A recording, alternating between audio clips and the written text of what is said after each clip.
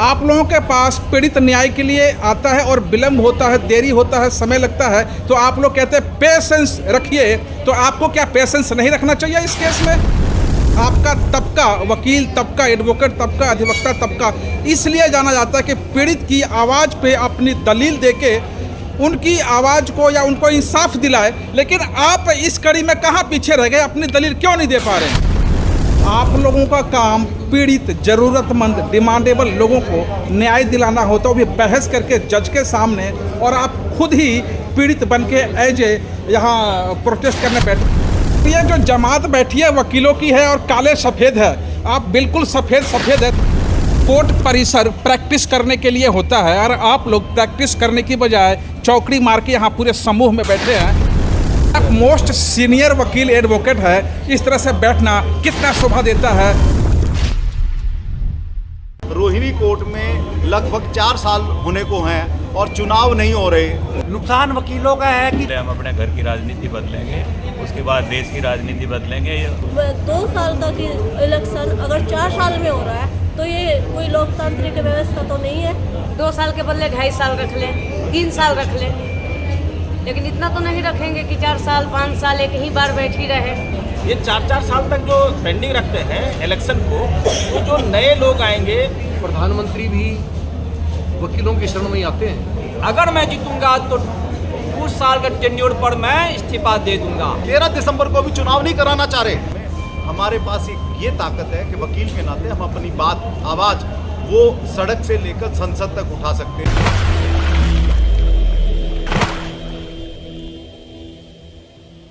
वकील एकता जिंदाबाद, अपना हक लेके रहेंगे, तानाशाही नहीं चलेगी, वकील एकता जिंदाबाद। नमस्कार, मैं जय निवास। जैसा कि हमारे स्क्रीन के पीछे ब्लैक एंड व्हाइट जमात पूरी दिख रही है, यह जमात अधिवक्ताओं की है, वकीलों की है, और यह रोहिणी बार एसोसिएशन है। रोहिणी बार कोर्ट परिधि की सेंट्रल हॉल है। इनकी डिमांड क्या है? यह एडवोकेट किस काम को लेकर, किस मुद्दे को लेकर, किस उद्देश्य को लेकर प्रोटेस्ट पर बैठे, इनका डिमांड क्या है? आइए हम एक एक करके इनसे बातचीत कराते हैं। किस मांगों को लेकर आप लोग यहाँ धरने पर बैठे हैं? हमारी मेन जो है वो 3 मांगे हैं। एक हमारी सबसे बड़ी मांग ये है कि एडवोकेट्स के लिए प्रोटेक्शन एक्ट जो है वो लागू हो और सरकार उसे जल्द से जल्द लागू करे।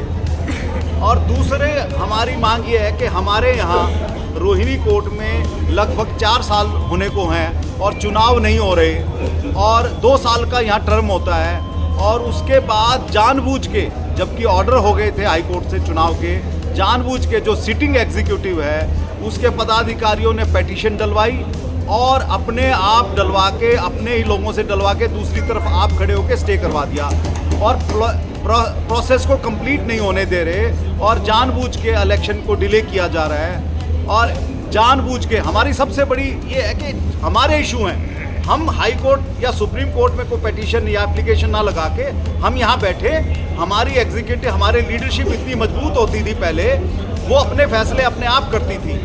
हमारा मानना यह है कि अगर हम जुडिशरी के पास अपने फैसले कराने जाएंगे तो ये हमारी कमजोरी शो करता है, हमारी नेतृत्व क्षमता पर प्रश्न चिन्ह लगाता है। तो हम अपने फैसले अपने आप करें और अपने छोटे छोटे निहित स्वार्थ छोड़ दें। जो नेता अपने निहित स्वार्थों के लिए ये सारा खेल खेल रहे हैं, मेरी उनसे हाथ जोड़ के प्रार्थना है कि वो नीति जो है अपने निहित स्वार्थ छोड़ के बार के हितों को प्रमुखता दें। और बार का हित इसमें है कि हम अपने निर्णय बैठ के आप लें, और चाहे वो चुनाव से रिलेटेड हो, चाहे किसी और विषय से रिलेटेड हो, क्योंकि हमारा वहाँ जाना हमारी कमजोरी शो करता है। और हमारी एक ही है, वकील एकता। इसीलिए हम नारा लगाते हैं, वकील एकता जिंदाबाद, वकील एकता जिंदाबाद। और आपने कहा जानबूझकर किया जा रहा है, लेकिन जिस परिधि में, जिस कैंपस में आप बैठे हैं, जिस कोर्ट में बैठे हैं, यह जानबूझकर नहीं, सब कुछ फैक्ट पे चलता है। और चुनाव केवल आपके कोर्ट का नहीं, दिल्ली के सभी कोर्ट का डिले हो रहा है। क्या कहेंगे आप?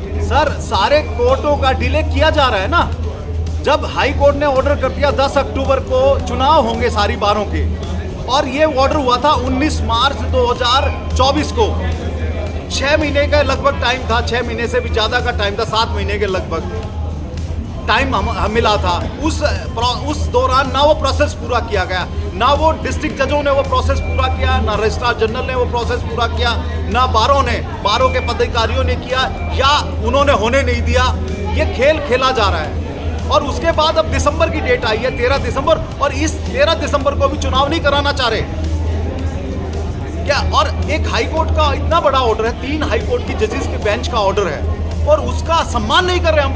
ना जुडिशरी स्वयं कर रही है, ना बार के जो सिटिंग एग्जीक्यूटिव वो उसका सम्मान रख रहे हैं। ये बड़ा दुर्भाग्य की बात है, क्योंकि एक इंस्टीट्यूशन की बात है। हमारी हाई कोर्ट है, हमें उसके जो आदेश हुए हैं उनका सम्मान करना चाहिए, हमें अपनी परंपराओं का भी सम्मान करना चाहिए। कहा जा रहा है कि लोग सम्मान नहीं कर रहे हैं, जो आदेश आया है वो नहीं किया जा रहा, उनका पालन नहीं किया जा रहा है। यह लोकतंत्र में पंच परमेश्वर कोर्ट को माना जा रहा है और कोर्ट का आदेश पालन नहीं हो रहा, ऐसा कहा जा रहा है। क्या कहेंगे? बात ठीक है कि हाई कोर्ट के ऑर्डर की अवहेलना हो रही है, क्योंकि हाई कोर्ट ने ऑर्डर कर रखा था कि चुनाव कराएं पूरी दिल्ली की बार में, लेकिन अब तक कोई प्रोसेस नहीं किया। 13/10 की डेट निकल गई, उसके बाद सुप्रीम कोर्ट में रिट लगा दी गई कि महिला आरक्षण के लिए डिले के लिए हाई कोर्ट वाले भी अपने जीबीएम में कोई डिसीजन नहीं ले पाए, और अब भी 18 तारीख की डेट है, उसमें भी क्या डिसीजन होता है कुछ नहीं कहा जा सकता। इलेक्शन डिले पे डिले हो जा रहा है पूरी दिल्ली की बार एसोसिएशन में। हम ये चाहते हैं कि इलेक्शन जल्दी से जल्दी हो, नहीं पे आए बार, और सभी वकीलों का जो हित है उसको सर्वोपरि करें। इलेक्शन डिले होने से नुकसान क्या है? नुकसान वकीलों का है कि जो वकीलों की सुविधाओं के लिए कर रखे प्रोटेक्शन एक्ट को लागू करवाने के लिए। Times production, media, films, wedding and events, Delhi NCR और ऑल इंडिया। व्हाट्सएप 9991185532। कोर्ट परिसर प्रैक्टिस करने के लिए होता है, और आप लोग प्रैक्टिस करने की बजाय चौकड़ी मार के यहाँ पूरे समूह में बैठे हैं, क्या कारण है? हम देश की राजनीति बदलने के लिए यहाँ बैठे हुए हैं। पहले हम अपने घर की राजनीति बदलेंगे, उसके बाद देश की राजनीति बदलेंगे। इलेक्शन कराना फंडामेंटल राइट है, हमें वोट देने का राइट है, अपने प्रतिनिधि चुनने का राइट है। जब हम अपने यहाँ पे हम इलेक्शन नहीं करा सकते तो देश में आज कैसे कराएंगे? देश की राजनीति बदलना नेताओं पॉलिटिशियन का काम है, आपका काम कोर्ट परिसर में आए हुए पीड़ितों को न्याय दिलाने को लेकर है। देश की राजनीति बदलने का काम हर एक नागरिक का है, और हम भी एक नागरिक हैं, उसके साथ साथ वकील हैं। पहले हम अपने आप को सुधारेंगे, तब हम देश को भी सुधारेंगे। और हमारा इसे एग्जीक्यूटिव कमेटी से अनुरोध है कि कृपया वो अपना इस्तीफा दें। आप मोस्ट सीनियर वकील एडवोकेट है, इस तरह से बैठना कितना शोभा देता है, और किस डिमांड को लेकर आप यहाँ बैठे हैं? देखिए, ऐसा है कि हम लोगों को भी ये पसंद नहीं है कि हम बीसीबी से या सरकार से दो चार करें, लेकिन परिस्थिति बहुत विकट हो चुकी है। हमारे जो हित है कहीं भी उनको जो है ना प्रायोरिटी नहीं मिल रही है। हर जगह जो है इकोनॉमिक आधार पे भी देखे जाए और प्रोफेशनल भी देखा जाए तो हमारा प्रोफेशन जो है हर जगह हमारे प्रोफेशनल जो लॉयर्स हैं सब जगह सोशल वर्क भी करते हैं, पॉलिटिकल वर्क भी करते हैं, जनहित में भी काम करते हैं, लेकिन उनके हितों के लिए कोई सोचने वाला आगे नहीं आता है। अब जब कोई नहीं आ रहा है तो हम जो सीनियर हमारे अधिकतर वकील हैं वही सोचते हैं कि जनरेशन के लिए वो हम दे क्या रहे हैं, उनके लिए हमने क्या खड़ा कर रखा है। एक छोटे से शॉप में भी अगर कोई काम करने वाला लड़का आता है तो उसके लिए एक स्टूल दिया जाता है कि इस स्टूल में बैठ के यहाँ पे जब भी शॉप में काम करो। कोई क्लर्क कहीं ज्वाइन करता है तो उसको भी एक टेबल चेयर दी जाती है, लेकिन हम लोगों के ना तो चैम्बर है, ना सीटें हैं, ना और कई तरह की चीज़। और जो कोई जब चाहे हमारे साथ लड़ना स्टार्ट कर देता है, हम उनकी भलाई के लिए या जनता के हित के लिए बोलते हैं, लेकिन हमें इस तरह से विलेन की तरह प्रेजेंट किया जाता है। हमारे साथ रोज़ हर किसी न किसी कोर्ट में पिटाई हो जाती है, हमारे लाठीचार्ज तक होने लग गया है। अब इससे ज़्यादा क्या चाहिए आपको? क्या देना चाहते हो, क्या संदेश दे रहे हो आप लाठीचार्ज करा के? हम लोग हर तरह से पिस रहे हैं। हमारे लिए प्रोटेक्शन एक्ट होना बहुत ज़रूरी है। डॉक्टर्स के लिए प्रोटेक्शन एक्ट है, उन पर अगर कोई वो होता है तो उसके लिए सज़ा दी जाती है।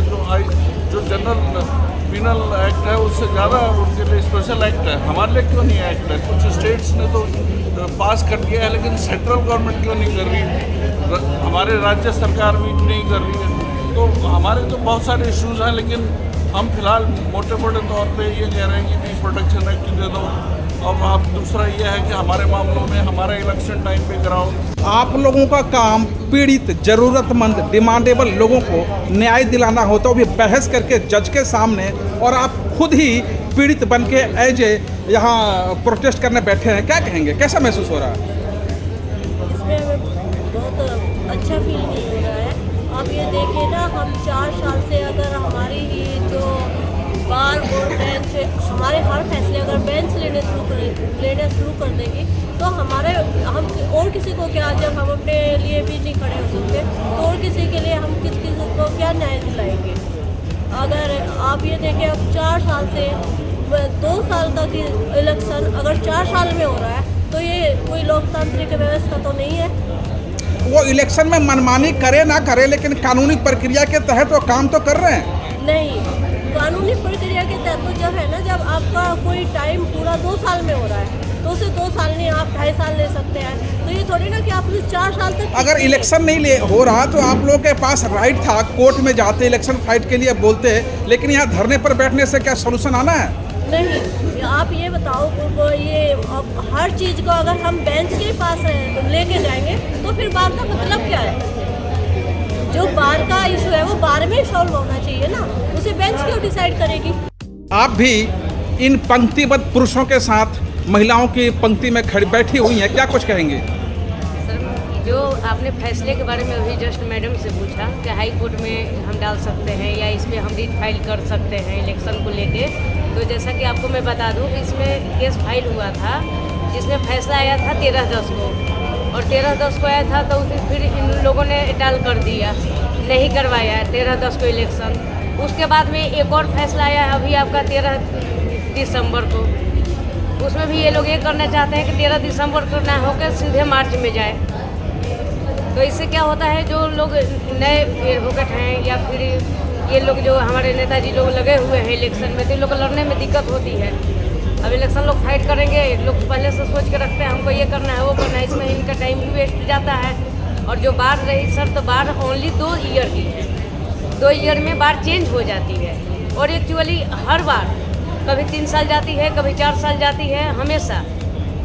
आप लोगों के पास पीड़ित न्याय के लिए आता है और विलम्ब होता है, देरी होता है, समय लगता है, तो आप लोग कहते हैं पेशेंस रखिए, तो आपको क्या पेशेंस नहीं रखना चाहिए इस केस में? सर, कितना पेशेंस रखना चाहिए? 2 साल के बदले 2.5 साल रख लें, 3 साल रख लें, लेकिन इतना तो नहीं रखेंगे कि 4 साल 5 साल एक ही बार बैठी रहे।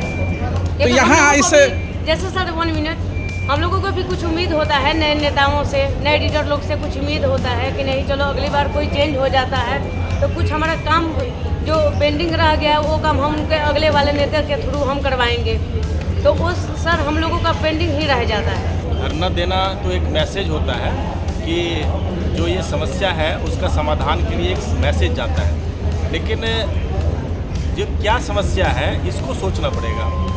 ये बार जो है, हमारे जो रोहिणी कोर्ट बार एसोसिएशन है, दिल्ली के जितने भी बार एसोसिएशन है, वो एक टाइम पीरियड के लिए बना होता है, 2 साल के लिए हमारी बार है। ये बराबर 2 साल से ज़्यादा का समय लेते हैं ये। क्यों?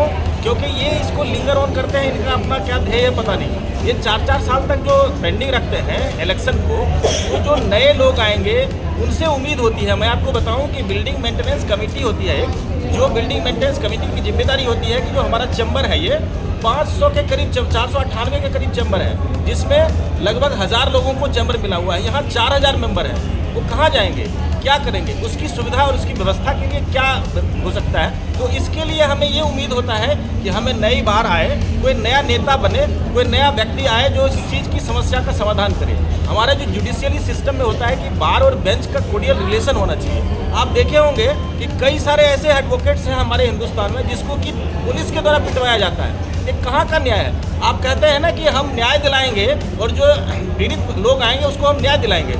जब हम खुद ही न्याय नहीं ले पाएंगे तो हम दूसरों को क्या न्याय दे लेंगे? और ये समस्या पूरे देश में है। मेरा नाम सर्वजीत सिंह सांगवान है, मैं दलान साहब जैसा ही वकील हूँ। अच्छा, वकीलों के तरफ से आप हैं, लेकिन ऐसे पोशाक पहने के गांव के आप नेतृत्व कर ले, पूरे कई खाप पंचायतों का नेतृत्व कर रहे हैं। जी ठीक कहा आपने, मैं भारतीय संस्कृति को जिंदा रखना चाहता हूँ। और मैं अब यहाँ जो आप बैठे हैं, क्या सोच के बैठे हैं, क्या कुछ आप कर रहे हैं?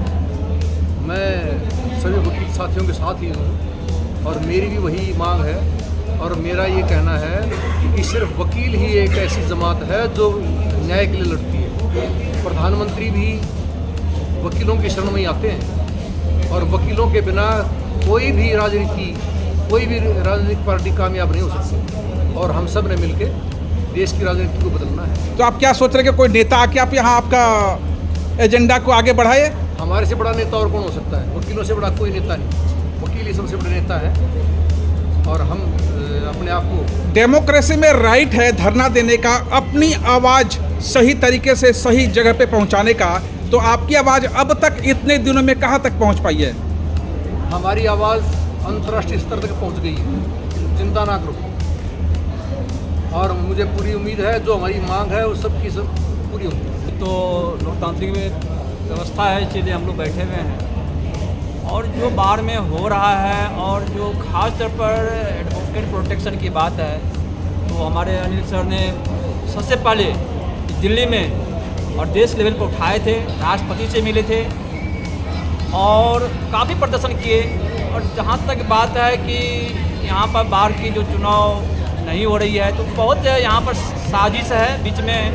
इस तरह से कब तक अनवरत या कब तक आप जारी रखेंगे अपने कामकाज छोड़ के या कामकाज करते हुए? ये आपने सवाल पूछा कि धरना क्यों है। पहली चीज़ मेरा सबसे बड़ा ध्येय है कि मेरे अपने मेंबर्स को जगाना कि अपने अधिकारों के लिए। वकील कम्युनिटी देश की आज़ादी से लेकर आज तक बहुत बड़ा योगदान रहा है वकीलों का और हर मुद्दे पे, और हम स्वतंत्र हैं क्योंकि एक स्वतंत्र एजेंसी के तहत हम रजिस्टर्ड होते हैं। हमारी अपनी बॉडी है, bar council of India, bar council of states की है और हमारे पास शायद हम ये मानते हैं लोकतांत्रिक व्यवस्था में, इस व्यवस्था में हमारे पास एक ये ताकत है कि वकील के नाते हम अपनी आवाज़ वो सड़क से लेकर संसद तक उठा सकते हैं। हम कोर्टों में उठाते हैं, लोगों की आवाज़ उठाते हैं, लोगों के मुद्दे उठाते हैं, लोगों की बात वहाँ तक पहुँचाते हैं और हमारी बात हम इस माध्यम से पहुंचा रहे हैं अपनी हाई कोर्ट को भी और अपने नेताओं को भी जगा रहे हैं कि आप अपनी ताकत पहचानिए। भाई हमारे मुद्दे हैं, हम बैठें उनको रिजॉल्व करें, हम इंटरफेरेंस दूसरे का ना कराएं। ठीक है, जुडिशरी का हम सम्मान करते हैं, हम ये नहीं कि हम किसी का सम्मान नहीं करते हैं, हम अपने जजेस का सम्मान करते हैं पर वो भी हमारा सम्मान करें, ये रेसिप्रोकल है। और हम अपनी लड़ाई को जो है वहाँ तक पहुँचाकर लोगों को जगाकर बताना चाहते हैं। अपनी आवाज़ लड़ाई को आगे पहुंचाएंगे, लोगों को जगाएंगे। आपका तबका, वकील तबका, एडवोकेट तबका, अधिवक्ता तबका इसलिए जाना जाता है कि पीड़ित की आवाज़ पे अपनी दलील देके उनकी आवाज़ को या उनको इंसाफ दिलाए। लेकिन आप इस कड़ी में कहाँ पीछे रह गए? अपनी दलील क्यों नहीं दे पा रहे हैं? सर दलील हम पूरी दे पा रहे हैं। समस्या क्या है कि हमारे ही लोग क्योंकि जो आज सत्ता में बैठे हुए हैं उनके अपने निजी हित की वजह से, वो निजी हितों की वजह से, उनके पर्सनल इंटरेस्टों की वजह से वो एक पक्ष की तरफ खड़े हैं और दूसरी पक्ष की तरफ हम जो अपनी लड़ाई लड़ रहे हैं, अपने अधिकारों की लड़ाई लड़ रहे हैं और सही की लड़ाई लड़ रहे हैं। आपका इंडिकेशन सही में अगर मायने में मैं कहूँ तो एसोसिएशन की ओर है, जो अभी पदस्थापित है, वर्तमान पद पे है, तो उनको आप खुलकर क्यों? उसमें तो कई लोग हैं, दर्जन से अधिक लोग हैं। आप किसके खिलाफ आरोप लगाना चाह रहे हैं? मैं जो सिटिंग एग्जीक्यूटिव कमेटियां हैं जो अपनी जिम्मेवारी को ईमानदारी से नहीं पूरा कर रही, उनकी जिम्मेवारी है एज ए लीडर। उनको लोगों ने चुना, लोकतंत्र। चौधरी देवीलाल थे हमारे हरियाणा में, वो कहते थे कि लोक राज लोक लिहाज से चलता है।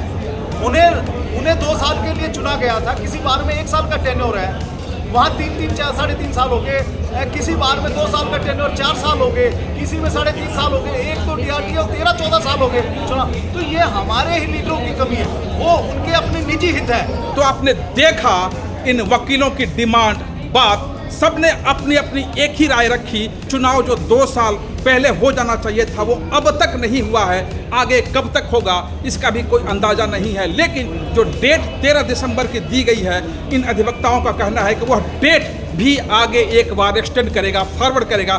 फिलहाल यह पीड़ित है, इसलिए पीड़ित है कि इनकी बातें, इनकी मांगे ना सुनी जा रही है, ना मानी जा रही है। लेकिन एक और सवाल यह भी है कि यह वकील पीड़ितों की आवाज़ को लेकर उन्हें अंजाम तक पहुंचाते हैं, उनकी दलील सुनते हैं और उन्हें उनका जो विजन होता है वहाँ तक उनको ले आने का प्रयास करते हैं और इस विजन में अपनी दलील खुद देने में नाकाम है। आप क्या कुछ समझ पाए? आइए हमारे साथ बने रहिए और कमेंट सेक्शन में जाके अपनी बात बताने का प्रयास कीजिए। तब तक के लिए जय निवास का जय हिंद।